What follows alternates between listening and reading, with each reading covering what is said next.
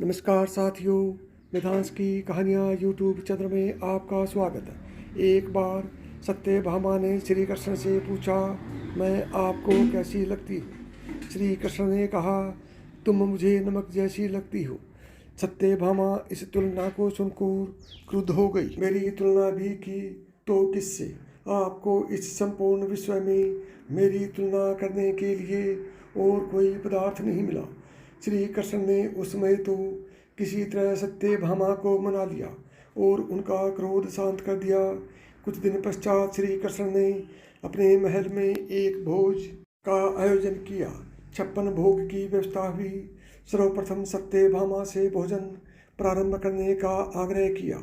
श्री कृष्ण ने सत्यभामा को पहला कोर मुँह में डाला। यह क्या, सब्जी में नमक ही नहीं था। कोर को मुँह से निकाल दिया।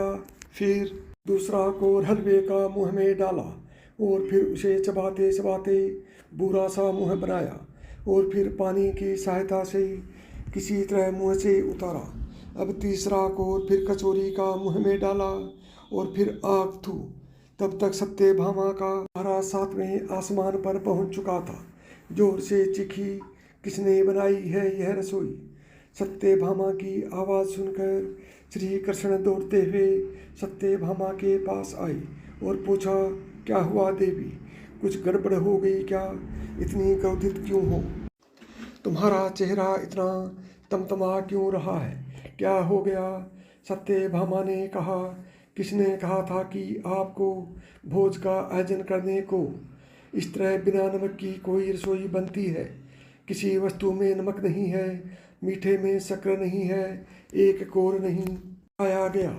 श्री कृष्ण ने बड़े भोलेपन से पूछा, तो क्या हुआ? बिना नमक के ही खा लेती। सत्यभामा फिर क्रुद्ध होकर बोली, लगता है दिमाग फिर गया है आपका। बिना शक्कर के मिठाई तो फिर भी खाई जा सकती है, मगर बिना नमक के कोई भी नमकीन वस्तु नहीं खाई जा सकती है। श्री कृष्ण ने कहा, फिर उस दिन क्यों क्रोधित हो गई थी जब मैंने तुम्हें यह कहा कि तुम मुझे नमक जितनी प्रिय हो? अब सत्यभामा को सारी बात समझ में आ गई कि यह सारा आयोजन उसे सबक सिखाने के लिए था और उनकी गर्दन झुक गई। स्त्री जल की तरह होती है, जिसके साथ मिलती है उसका ही गुण अपना लेती है। स्त्री नमक की तरह होती है, जो अपना अस्तित्व मिटाकर भी अपने प्रेम तथा आदर सत्कार से परिवार को ऐसा बना देती है।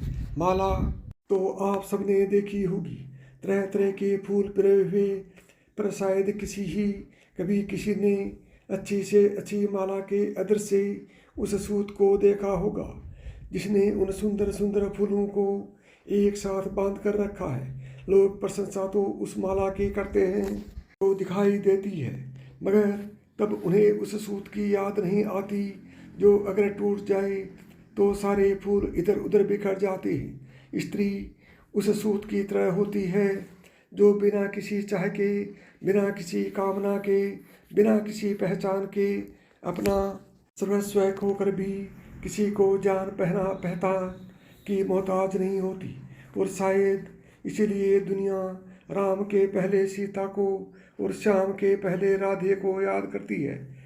अपने को विलीन करके पुरुषों को संपूर्ण करने की शक्ति भगवान ने स्त्रियों को दी है। जय श्री कृष्ण।